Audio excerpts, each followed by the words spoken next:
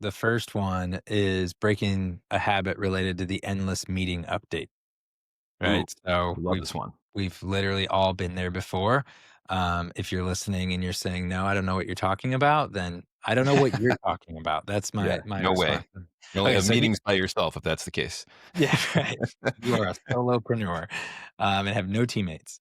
Okay, so here's the bad habit. It's the team meeting where everyone shares updates about what they're working on, sort of one by one, and there's oftentimes little sort of structure around it. There's no real facilitation around it. Typically, the vibe is the more I share, the more I sort of showcase how the work that I've been doing, right? And the meeting just winds up spending like 60 minutes on or longer, right? On just updates, updates, updates, right? And Mhm. so we all know that that's not effective, right? If we're really being honest with ourselves. So what's the upgrade?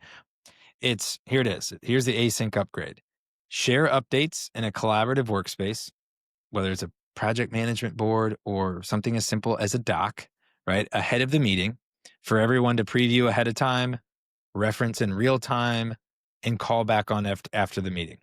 So do that asynchronously before the meeting. Replace all of that time and update with that. And what I'll say is if you have a longer update, part of this hack involves appreciating that some updates are big and have far more context. And if you have something like that, use a recording tool like a Loom, a Zoom to share that update via recording and share that ahead of time for people to review at their own pace. This, by the way, does not mean that you cannot get in and discuss things at the meeting based on what is a priority, right? But so we're Yeah. replacing this hour plus time of updates, updates, updates with a simple async update in a tool beforehand. And for longer ones, using something like Loom to share the recording. Yeah. Yeah, Joe, I love this. I love this one because it's so common. We see it so often. For many of us, it's just the way that we have been trained to run team meetings. Like we don't know anything different a lot of the time. We think that when we come together once a week, what we're just supposed to do is share big updates of the things that we're working on. And there's so many potential problems with that. I mean, one is I remember one time I observed, sometimes we will go in and observe meetings with our clients early on before we even start doing any training. And one time I was doing this with a client just to get a feel for their culture and the whole meeting was just this. Like this was they had a 12-person leadership team, and all this was a go around the horn and everybody give an update. Well, guess what happened? They got to the seventh person and they ran out of time. yeah, right.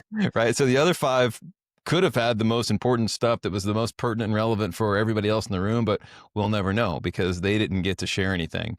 Yeah, Right. And so not only that, but like just to double down on the point you're making here is that you want to save your synchronous time is rare when you think about what you can do in a week together to get like your whole leadership team together in a room, and you want to save that for dialogue and debate on the most important issues.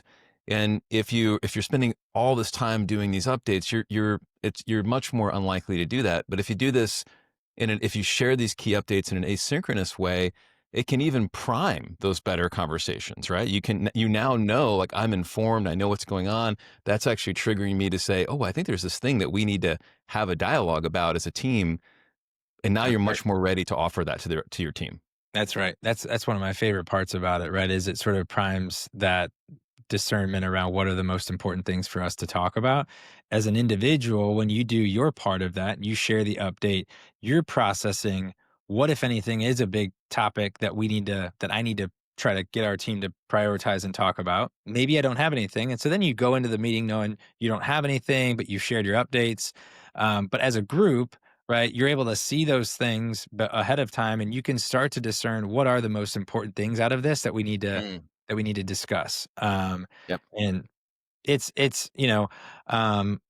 I think it's a mindset to overcome in many ways. We think that these big contextual updates are important because they do have this positive way of meeting a need of clarity, right? A sense of alignment that we're going toward. They can meet that need for us you know, Mhm, that's important.